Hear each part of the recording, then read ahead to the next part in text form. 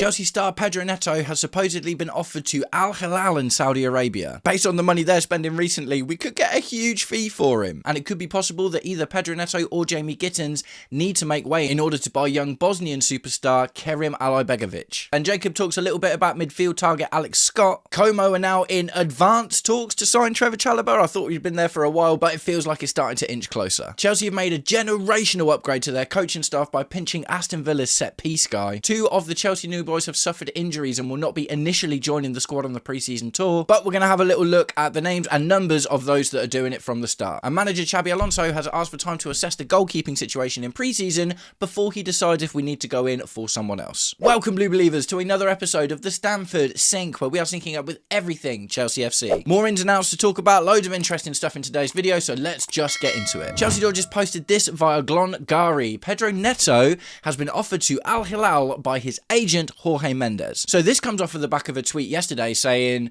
Chelsea are not actively looking to sell Pedro Neto, but should the right offer come in, he is a player that they would consider letting go. Bearing in mind that the very same Al Hilal have just spent 80 million on Crescencio Somerville.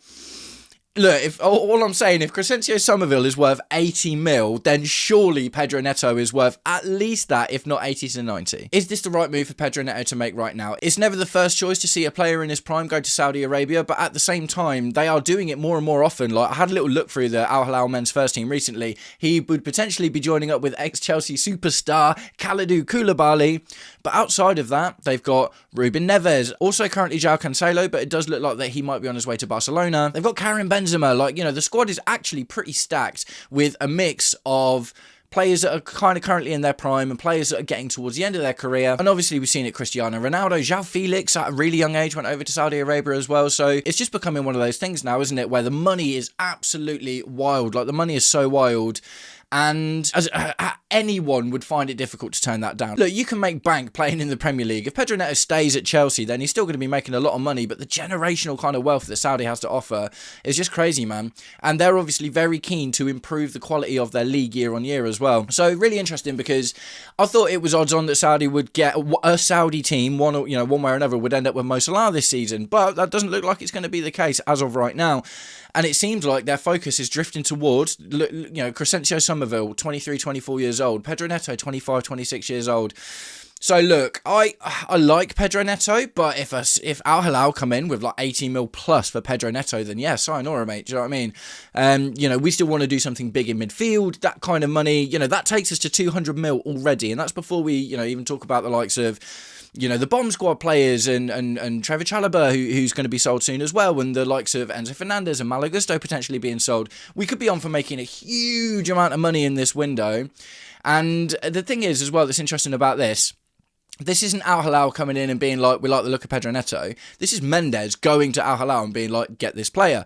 There's loads of Portuguese players in the Saudi Arabian league, and there's a good few good quality Portuguese players in the Al Hilal first team as well. So look, I'm not pushing it, or look, I'm not shipping it, and I'm not like really against it. It's just one of those things. Like, I think Pedro Neto would do a really good job as a left wing back in Xabi Alonso's system, but I would also understand if it's not his dream to play there, or he wants more money. Do you know what I mean? If they come in with like 400k a week, and he'll never get that in the Premier League. He'll never get that kind of money in the Premier League at all. Good player, not that good. But if he can go to Al Hilal and go and get that kind of money, potentially play there for a couple of years and look on moving somewhere else, like that's a thing that we've seen a couple of times as well. João Cancelo, for instance, is one of those. He's kind of bounced around a lot of clubs for a little while now. Man City, Bayern Munich, Barcelona, and obviously now he's at Al Hilal and he's looking to go back to Barcelona. So it is possible that Saudi Arabia can be used as a stopgap for these kind of players as well. And then you've got the likes of Ruben Neves, who actually seem quite settled there. So guys, let me know what you think about the Pedro Neto situation. Is he a player that we should absolutely keep? Or if an Al Hilal come in with an 80 mil plus bid for a Pedro Neto, is he the kind of player that you just let go? And guys, if you've made it this far into today's episode of the Stamford Sync, please do me the distinct honour of liking and sharing the video, subscribe to the channel, or just roast me in the comments, whatever gets you through your day. Right, next up, there's a little bit more to talk about Pedro Neto, but also how it pertains to the potential signing of Kerim Allibegovic. Chelsea Dodgers posted this: it's understood Chelsea would have to consider selling Pedro Neto or Jamie Gittins, or letting the latter leave on loan if they were to formalise their interest in Kerim Allibegovic. Chelsea could decide to send Allibegovic on loan and keep Neto and Gittins. Ultimately, a decision would have to be made, but Chelsea could push that can down the road. So, this talk about Alajbegovic has all kicked off a lot recently. Like, the kid's 18, 13 goals and 4 assists in the Austrian League last season. Obviously got a couple in the World Cup as well. Looks like a really interesting prospect. Another interesting one, because it's one that supposedly Xabi Alonso is pushing for. So Xabi, he was in and around the Bayer Leverkusen academy team when Xabi Alonso was the manager there. You got to think that was nearly 2 years ago. He was 16, 17. Now he's 18, 19. So supposedly this is one that Xabi Alonso himself has been pushing quite a lot. And the kid looks good. The kid, don't get me wrong, the kid looks good. Now, where would he play in our system? I'm not 100% sure because, you know, if we play the three... Look, we're not inundated with wingers anymore, are we? For instance, Pedro Neto is one of the ones that looks like he could be on his way out. We've got some wingers that could play the Xabi Alonso style wing-back role if we play in a back three. Obviously, Garnacho has gone to Aston Villa now.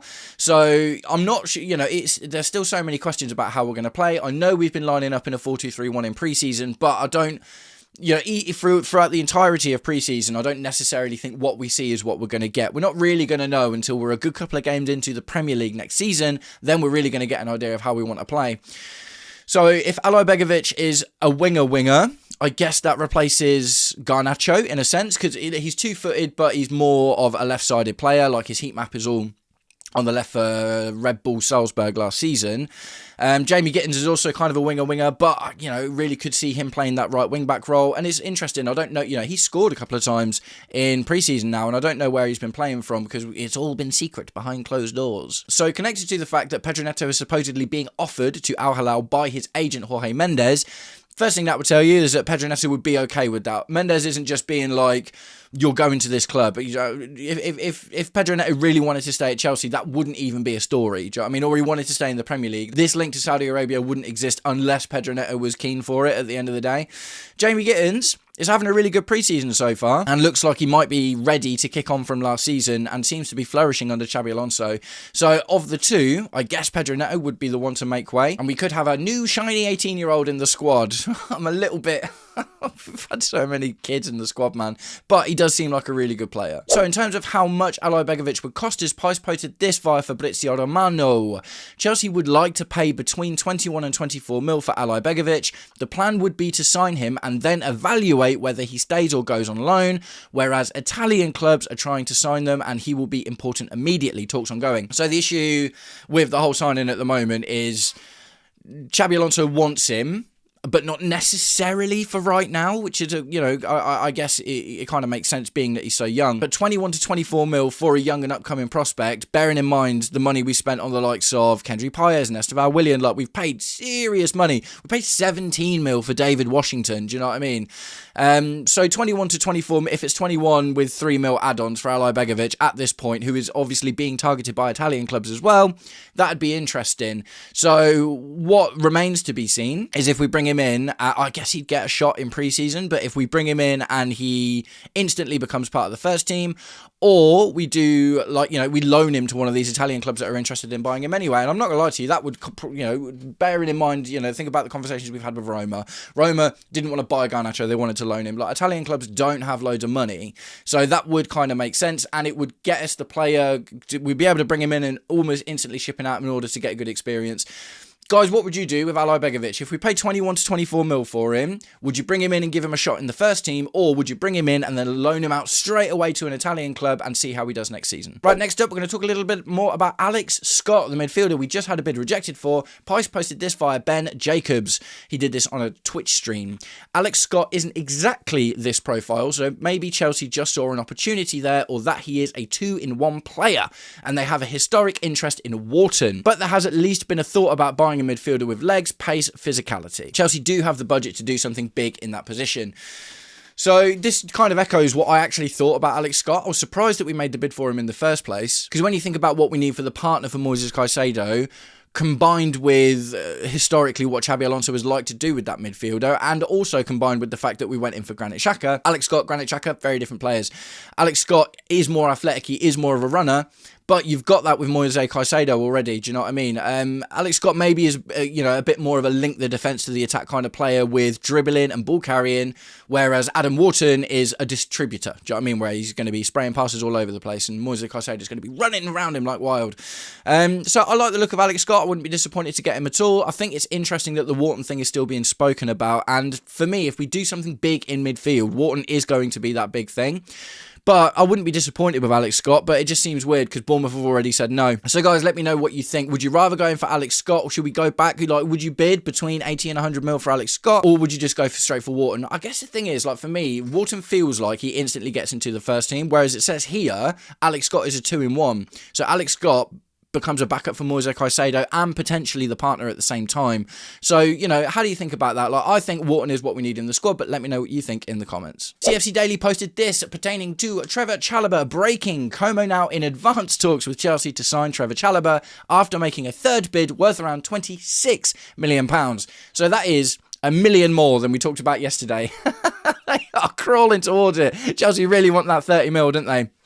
But all of the news surrounding Trevor Chalobah that's been coming out has been saying it's odd, it's nailed on essentially. It's just about agreeing the final little financial details.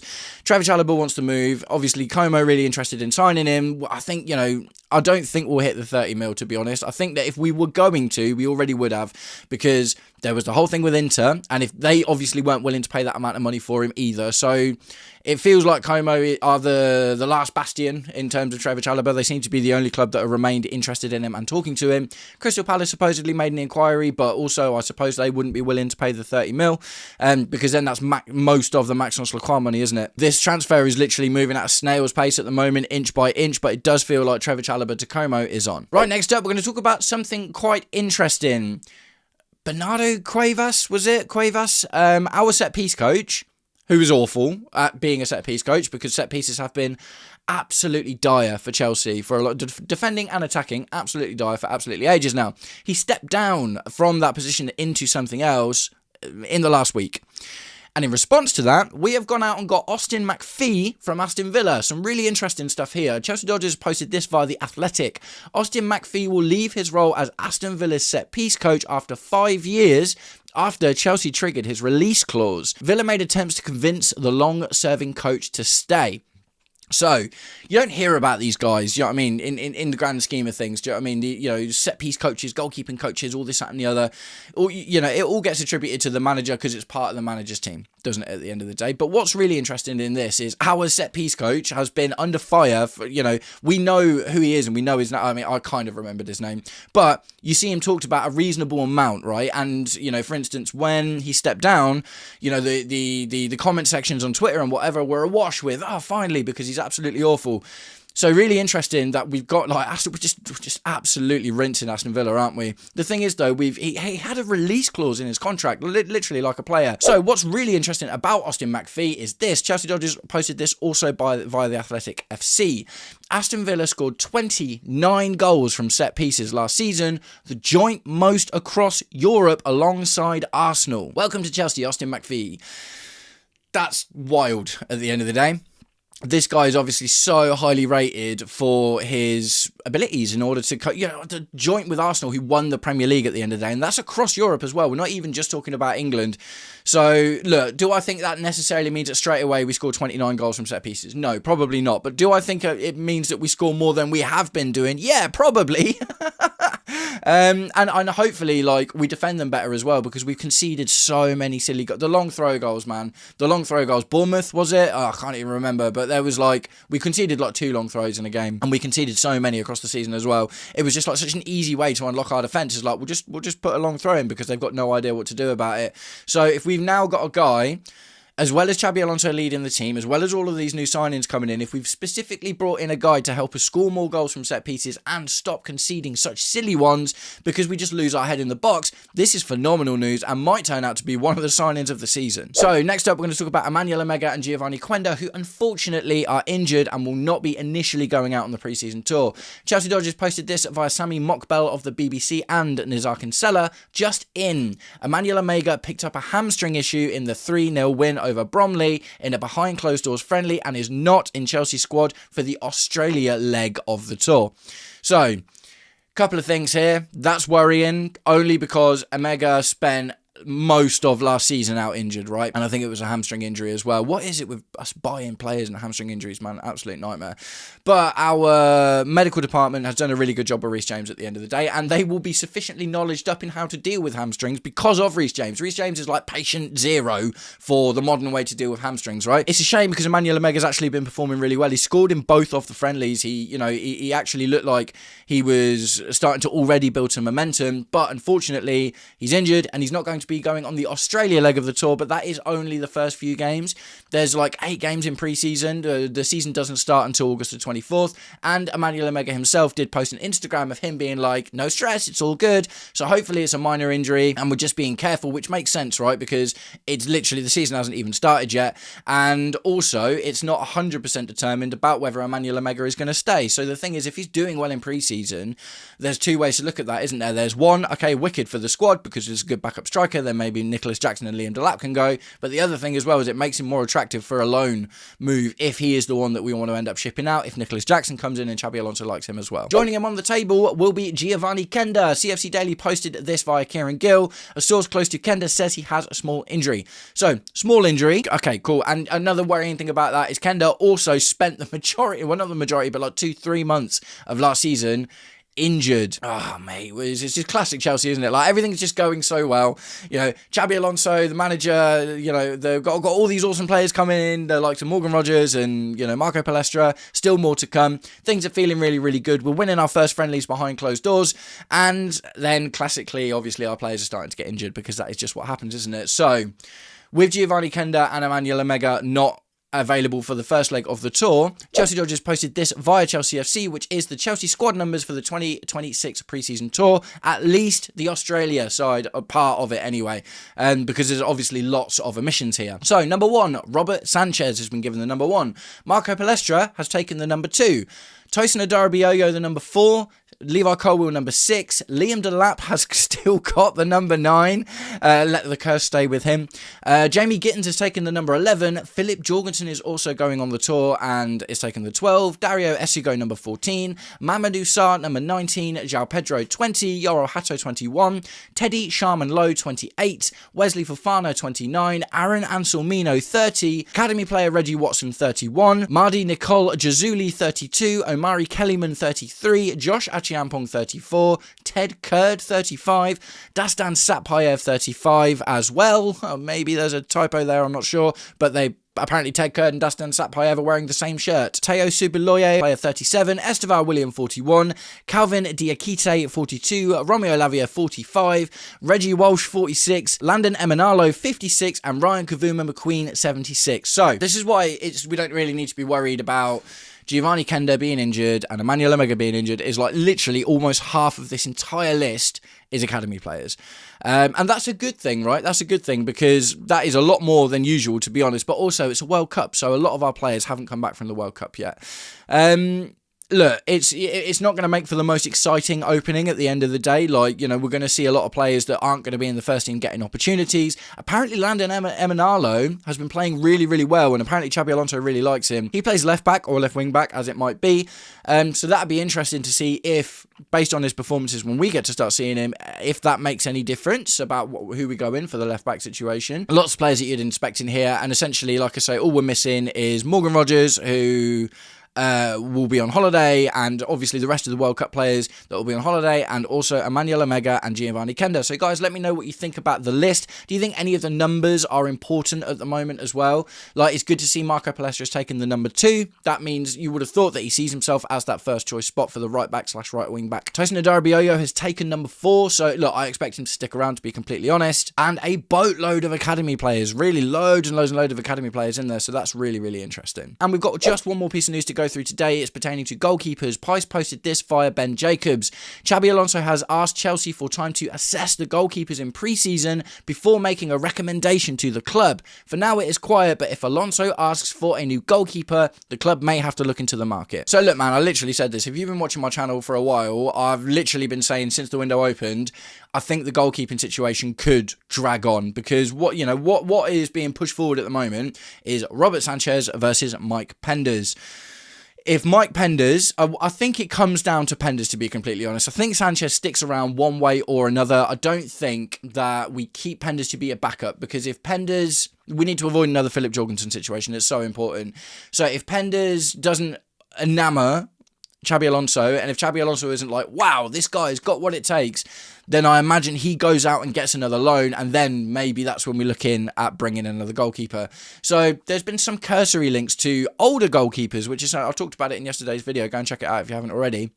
But I do think that's really important. Fraser Forster, Jason Steele, these, 35-plus-year-old goalkeepers, but for the third choice spot, right? And I do think that, like I say, Robert Sanchez is a known quantity at this point. We know what he's good at. We know what he's not good at. Confidence is a massive, massive, massive issue. And can Xabi Alonso turn that around? Like, maybe. But at the same time, if it's always just hanging there, you kind of need someone else, don't you? So for me, what I think this means is if Penders doesn't come in and hit the ground running in pre-season for Xabi Alonso, also he's still on holiday because he played for Belgium in the World Cup. But then that's when we might see links for the likes of Mike Maignan or Diogo Costa start to surface again. Honestly, Mike Maignan feels more likely because of that age. When you consider Mike Penders is probably still the future plan for the number one, going for a Mike Maignan over a Diogo Costa, I think makes a little bit more sense. Albeit, Diogo Costa's a better goalkeeper, and at 26, then you can have him for the next, sort of nearly 10 years, can't you? But at the same time, if the plan long-term is to integrate Penders into the squad and just get him some more experience, because he is only 20 years old, then getting a Mike Maignan gives you that first choice goalkeeper for a couple of seasons, and then hopefully by that time Mike Penders is then ready to come in and take the spot, or at least gives us a little bit of breathing room to figure out what we want to do with the goalkeeping situation. So guys, that is it. We're going to start wrapping it up today, but I want to know what you think about everything that we've talked about today. Pedro Neto being offered to Al Hilal by Jorge Mendes. Would we be happy to see him go, especially if it allows us to facilitate the purchase of Kerem Allibegovic, who may or may not join the squad? Alex Scott seemed to be a 2-in-1, and Adam Wharton is still being talked about. Como in advanced talks to sign Trevor Chalobah. Welcome to Chelsea, Austin McPhee. Is our set-piece nightmare finally about to end? Emmanuel Omega and Kenda will not be joining up with the squad for the initial part of pre-season, but hopefully it's not too serious. What do you think of the initial pre-season squad? And do you think Mike Penders will come in and take that number one spot straight away, or do you think he ends out on loan and we end up buying someone else? Sweet, so that's it. Now, guys, if you have made it to this part of the video, you're a real one. I really appreciate that, and I have something to ask. It's a bit nerdy and it's a bit techie, so this is mainly for the guys who have made it to this part of the video, and if you're new, then please give me your opinion as well, but obviously my regular watchers, I'd like to know what you think. I've released this video at 30 frames a second. I'm trying to cut down the time it takes me to get a video from my brain onto YouTube, right? So when I got my new camera, I've been doing everything in buttery 60 frames per second because it's really smooth. Does that matter to you? Like, I like the way it looks and stuff, but I put this one out in 30 frames per second, and that basically is going to half my export time, which means I can get the video idea from my brain to YouTube a lot quicker than I have been. So look, I'm not married to it yet. Like, it would be good to save the time, but ultimately, if you guys are enjoying the buttery smooth 60 frames per second, let me know in the comments. Nice one, guys. Thanks very much for sticking around until the end of the video. If you did, I'll catch up with you all very, very soon. Take it easy. Peace.